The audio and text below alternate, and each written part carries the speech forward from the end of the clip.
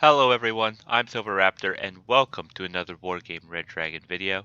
This video I'm playing again on the map 38's Perpendicular, but I am playing a 10v10. It's just kind of game. 10v10s are a little silly. You just drop into one. You don't really care whether you win or lose because there's so many players. The variables change so much. I mean, you can influence them a little bit. Like me, I'm together with Gaddafi and some of his friends who are all pretty good players, but we're just here to have fun, take names, and basically kill stuff on the battlefield. So this episode, I'm actually playing a French Airborne deck just for fun, and that's what 10v10s are all about. And one thing about Airborne decks is what I've noticed is that they're not really good at holding a line per se, like direct fight, but they are good at broad range fire support. Now at the very start, I'm start off with this Mirage 2000. Is that 2000? Yeah, it's 2000C RDI. And this fighter is an air superiority fighter. It's got exceptional air detection, and I'm just kind of looking out for helicopters, any airplanes they might have. But right at the start, they bring in some MiG-25 PDs and a MiG-31 interceptor to engage my Mirage. I immediately turn to engage because if I tried to evac, they would just pick it off. My Mirage does take out that MiG-31, and then I bring in my other air superiority fighters, Raphael's, the other Mirage, and basically wipe out the entire Air Force at the very start. And that's one thing I've learned. If your plane is about to be engaged, don't try to evac it because that just gives them enough time to the enemy to shoot at it while they're trying to evac. Just have your planes turn and engage directly. Maybe they'll get a few missiles off, stun, but you have a better chance of getting the plane out alive by attacking than you do trying to evac outright if the enemy planes are already within missile range. So my Gazelle cannon was up here and it spotted that there's a lot of stuff here. This gave a heads up to my ally, so he's going to set up here. I think I saw a CV, so I'm bringing an Etendard. This Etendard has two 400 kilogram bombs, so it's a 45 point plane, bit of a throwaway, and I know that. The enemy air defenses are probably pretty good. The bombs drop, the plane does get dropped down, and and that is funny. Okay, so the bombs killed some stuff over here, but the plane landed right here, and the explosion from the plane actually killed the CV. So yes, the planes themselves are actually quite deadly. So beware of that. So my Mirage 2000C RDIs are flying off. The reason why I'm bringing these out is that they are a little cheap, but I'm able to bring these in as elite. So they're very well trained, and they have pretty decent missiles, especially for elite. And with the exceptional air detection, they're able to spot majority of the helicopters that might be flying by. The enemy's bringing forward an Su-25, the anti-tank destroyer plane, that's basically the A-10 equivalent on the Soviet side.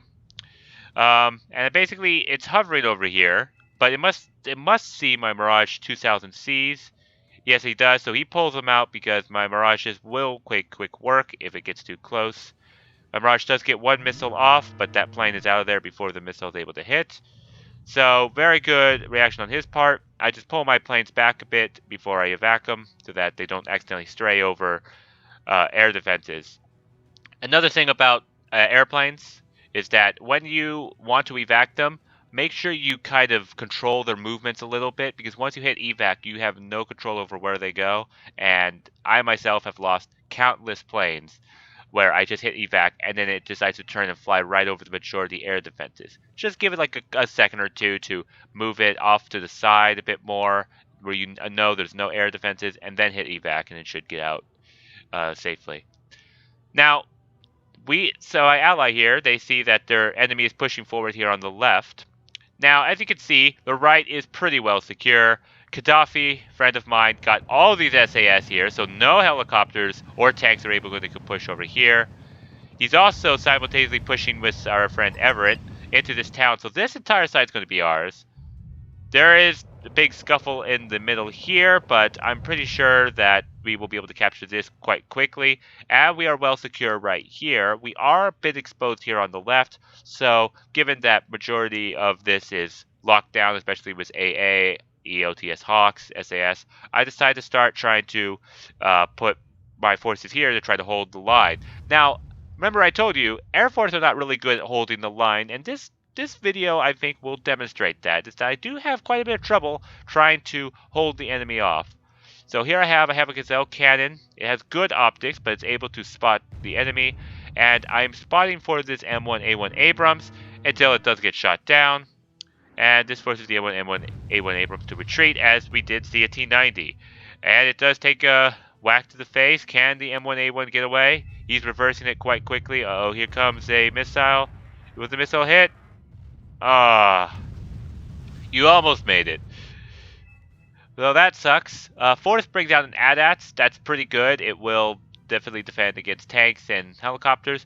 Though he seems to be moving it back. If he brought it here, he would be able to have a wider range over here. But I think he was worried that the enemy might try to push vehicles across. So I guess that's the correct decision. I do bring up some Pumas. These have Legion 90s in them, and I like these Pumas because they have autocannons on the side, and they can do quite a bit of damage if you can let them off. So I'm actually dropping them off behind the forest where the enemy can't see them, and I'm just going to run the Legions forward to capture this town, and basically try to hold it off, especially since the Legions have a kilometer-long range Eric's missile, so they'll be able to hold off the enemy here. I have a Mirage who's going for this recon helicopter. Does get it on the first shot. But I like I said, I accidentally evac too soon, so it flies right over the enemy air defenses. So I do lose that Mirage. If I had just taken the time and clicked here, the airplane would have flown over here and then evac this way and gotten out alive. So Force has been very good reconning. There's two T-72 BUs and a T-90, so there's very heavy planes here. A Tornado ECR does get one radar missile off, but it misses, and the enemy does manage to turn off these radar AA in time, these SPAGs. So the Peace Rides do come in. Both missiles miss, unfortunately, but this Tiger II is aiming for the T-90. The SPAGs do shoot it down and turn off their radar just in time as the ECR tries to fly over and hit them with its anti-radar missile. So they're doing a really good job playing, turning their radar on and off. Now this MiG-23 ML does come in. I tried to bring a Supin Edzendar, try to probably take out the T-90, but they lost sight. My Raphaels do come in and tell the MiG-23 to back off. Raphaels, of course, being one of the best Blue 4 planes, having a huge variety of missiles and elite status. Over on the right, we have secured massive amounts of points in Hotel, Delta, and Charlie, so we are in a points lead. Despite having 3 CVs here, the enemy just needs 1 CV to neutralize this entire area of Echo. You can't have it sort of like 2 CVs beat 1 CV, so we definitely have to find where the CV is. But of course, my focus is entirely right here, trying to hold off this front line. And as you can see, it's a bit just by myself. We've got Rumpelstiltskin with looks to look out, but for the most part, it's just our planes here. Now, Waterloo, I was expecting to drop his bombs, so I had a Jaguar A ready to come in case they turned on their radar AA, but he's just having his starfighters flying around, which is not really the best. So I decided to try to force the enemy to turn on their radar AA by flying these autocannon Puma Pirates over. Now, unfortunately, there's Yucky on days, and they actually can tear apart helicopters quite well, as you can see, with very accurate machine gun fire. So that didn't quite work. So, unfortunately, my Jaguar A does not get its radar, be able to shoot any radar seed, so it has to evac off. I think we could speed it up a little bit. So, some riflemen, we're going to engage some Sappersy, but they have to back off as a teammate did actually accidentally napalm them. Tornado ECRs are checking, and there is radar right there, but Walter gets his Tornado out. So I bring another Gazelle cannon to kind of spot. We are communicating with flares. As you can see on the right, there's a lot of AA and coordinated attack. They're trying to push to India because we have the entire right side blocked out, but we're trying to just keep the enemy backed off here on the left. I have a Gazelle cannon here. Plane did go down to the AA, and again, they're doing quite well with their radar micromanage. We have 2 seed planes in the air almost every time, and they're able to dodge both of them. Another plane goes down. So the enemy's now making a huge push here on the right. Mortistroki are coming across. BUs are hammering away, but this well-dug position is holding off the enemy. And now, there's definitely some mortars coming in. I thought that was a different type of mortar, but they brought in, and they're basically able to hold off the enemy forces here on the. Basically hold off the enemy push. This M1A2 is taking a bit of hits, but so are the BUs. And the M1A2 does wisely back off from this left side. So this left side we're just trying to hold, while as the right side we're just overwhelmingly pushing forward. Now, Everett sent a Black Hawk. He spotted that there was a CV here. So that was definitely very good. If you're ever in the points advantage, well, actually they're actually kind of winning in the points killed, but I'm pretty sure that with the points that were coming in, we will be able to overwhelm shortly. I think I was the one who spotted that with the attack marker, so I'm just letting everyone know there's a CV there.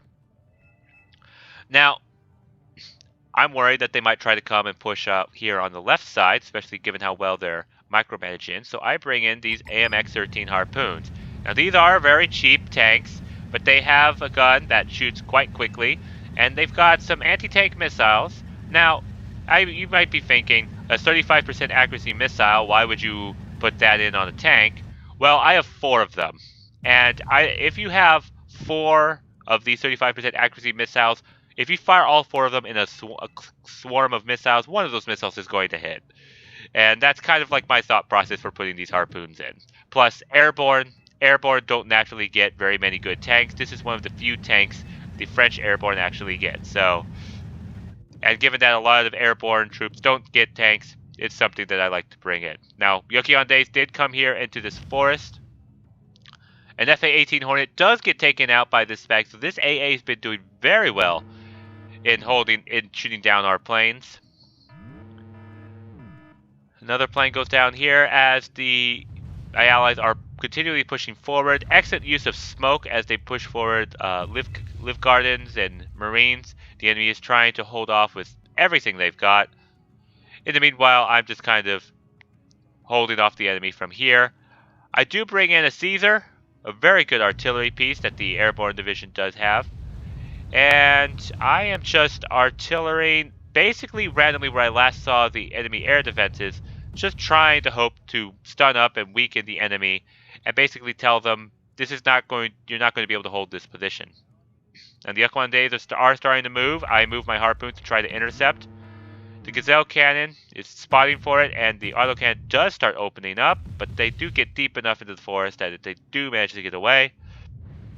The U.S. Marines are pushing forward with these Pechota mechs. Now, U.S. Marines are pretty beastly, and the Pechota mechs are panicked. So this is not going to end well for the enemy.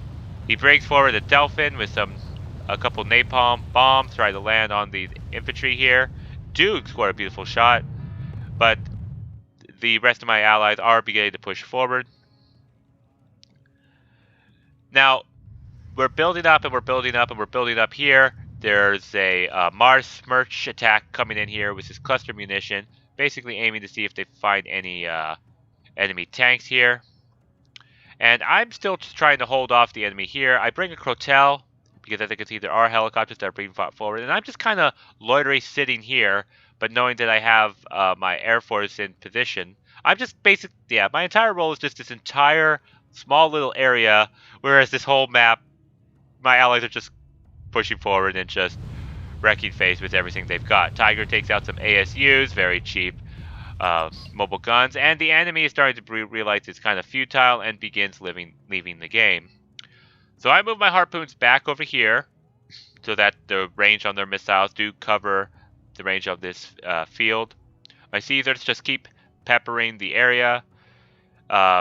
Caesars, pretty good, accurate dispersion and fast fire rate. So that tank stood no chance with all that mortar fire. I began to Caesar artillery here. As you saw, there were some points that went up. Probably I'm turning my Caesar's attention. Yes, I'm turning right over. I'm probably turning over here. Do I get to artillery this? Get any good points here? Yes. Nice shots from my Caesars. They're just killing everything in this forest. So even though you have it in the forest, you kind of do need to spread out your troops because otherwise that will happen to you. So the enemy is pushing forward with Yucca-Days. My legions are trying to hold off, but unfortunately the legions are panicked, and Yucca-Days are elite trained infantry. So now, as you can see, I'm a bit thin here. My infantry is taken out, only an ADATS, but that ADATS cannot target infantry, which is advancing quite rapidly. I have to move my Crotel out of position, probably going to move it over here to with my harpoons. So the enemy's beginning to make a counter push in kind of desperation to try to distract our allies over here on the right. But Force is pushing forward. It looks like he's playing a NORAD deck. With all the smoke, and he's bringing forward an M1A2, which is able to take basically RPGs to the face. And with Browning and M240 light machine guns on top, it's basically able to actually engage infantry quite well in close combat range, as long as it can survive those RPGs. So this push is coming forward, distract happening. The enemy, our allies, are still continuing to pushing forward. Mars Attack did score a nice hit, it looks like, by the fact that he's saying he got that many points. One of my planes did take out something high and valuable. And my allies are beginning to push forward here and basically secure India. So I bring my Super Dart forward. It did take out a BU. Managed to dodge all of that anti-air. As my Hydro Sniper is pushing forward and is basically trying to flank the enemy. I did break a bunch of helicopters with infantry in them. Some Commando Marines with Chasseurs. The Chasseurs have basically a primary submachine gun, which is just as accurate on the move as they are stationary. And they're basically going to be spotting for these Commando Marines. Except these Commando Marines came forward quite a bit. So I do stop the Chasseurs, but basically they're trying to get these Yucca-Days to reveal themselves as my Commando Marines start beginning to open up and begin forward. These Spags are beginning to shoot down my helicopters, but I'm basically doing my counter push, and it's not really working out, as you can see. My Jaguar A, they're still very good at keeping their radar AA off, and I do lose a Jaguar A, unfortunately, but with my Commando Marines and Chasseurs getting into position, I'm pretty sure I've re-secured this town village from the enemy. While the push did get stopped by Force, it looks like, but he does have his M1A2 Abrams in position. So the enemy is still putting up pretty stiff resistance. As Gaddafi decides to basically to show me how it's done, move forward his K1s and his looks to try to knock the enemy out of this forested region. So thank you, Gaddafi, for doing what I could not, because you have heavy tanks and I'm playing an airborne deck and all I have are these cheap little harpoons, which I back you up. So now that Gaddafi is cleaning up what I could not do the entire game, I can now begin focusing over here on the right. Now I start bringing in my air superiority fighters. I have another anti-tank plane. Where is that going to be headed for? It hits a 5-point truck of death, so well done. But I'm bringing up these planes are basically to help this push forward. This is what the airborne deck is meant for, providing wider coverage and support. I see a Yak 38, instantly turn to engage, but my planes are going bingo, so they're not able to participate in the counterattack with my Raphaels. Rom does chase off these helicopters. Oh, got a nice hit on the Kiowa there. So the enemy is definitely trying to hold off as much as possible, but with a huge foothold here, my allies are definitely going to be securing this quite well. And we finally got the enemy pushed out here on the left. Gaddafi is going all the way forward. And I'm just bringing the Etendard to kind of guess where the enemy's CV is. I saw that Baryusa, but these are cheap bombers. Wait, where is it going? Well, it's going into the river. I wasn't paying attention to that one, I'm pretty sure. Lice brings down a Black Hawk, and now with India, this air corridor is now open. And now, since I'm a French airborne deck, this actually gives me a better map control coverage. Be able to bring in airplanes quite right close. So I bring in this cannon, and I spot that there is a ROM. I guess it was out of ammo because this cannon does actually get to take it out.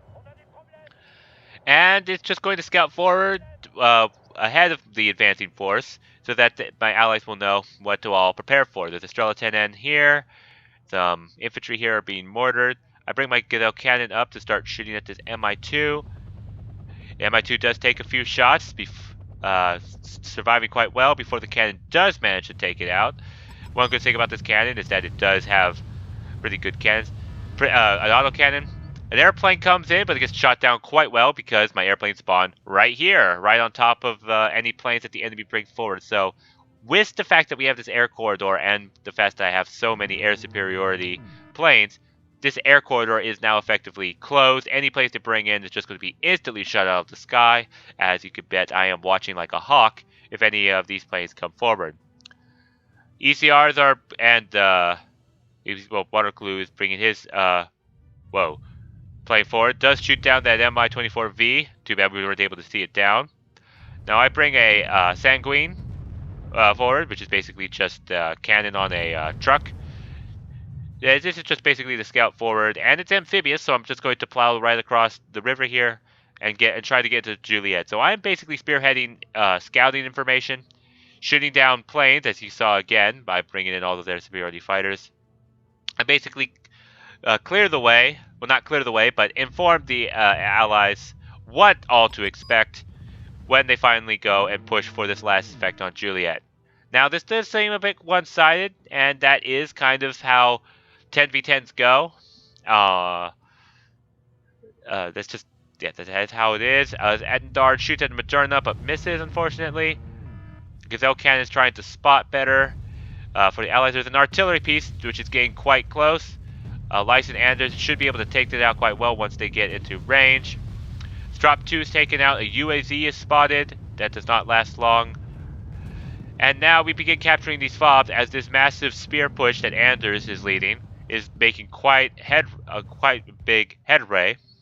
Gaddafi brought a bunch of K1s up this road and has actually flanked the enemy, spotting a UAZ and taking that out. Now the enemy's in full retreat, and now with the last CV done with Juliet, the enemy can no longer bring in any reinforcements, so they have one more CV left, which is probably here somewhere. As Lice seems to have prepared that there's a CV there. So we have complete map control and has surrounded the enemy. There are some artillery pieces left here, but those K1s will clean it up nicely. As some bombs land and the game is over. So I do hope that you enjoyed this 10v10. It was a quickie. 10v10s, it's a bit of a toss-up. It could be one side your side, it could be one side on the enemy side. The fact that so many players come in, so many variables, you can't really tell how even a match is going to be oftentimes at the start. But I do quite well, despite the fact that I lost a lot of planes to the very good micro of the air superior, those SPAGs, those radar AA. Gaddafi, of course, completely eclipses me with more points, as he did secure the right side. And finally, the side, Silver, you're not cleaning up this mess, let me do it for you. So thank you, Gaddafi.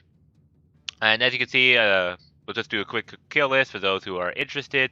My planes do quite well, shoot down a huge number of planes and helicopters. My Caesars do kill a lot of stuff, as you can see. Conkers, VDV-90s, another artillery piece, Tunguskas, more Conkers, Burusas, so they did quite well. And then I cleaned up right here. So thank you so much for watching. Please do like, comment, and subscribe if you enjoyed this episode of Wargame Red Dragon, and I will see you all in the next episode. Thank you and goodbye.